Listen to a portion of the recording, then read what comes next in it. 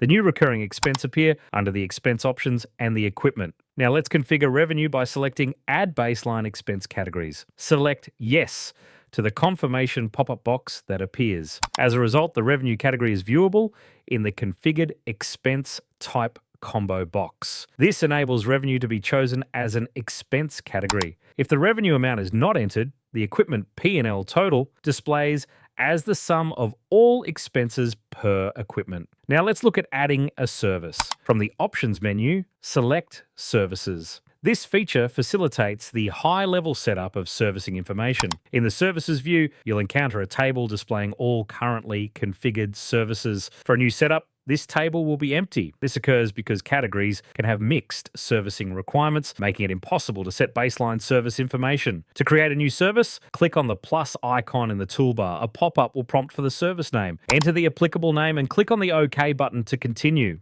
On the edit screen, record intervals for kilometre, hour, and date servicing requirements. Warnings can also be configured to advise of upcoming services. Additionally, you can specify an expected duration for completing this service. The fixed forecast option, if checked, means that the next calculated service will align with the interval based on when the last service was due, rather than when the last service was completed.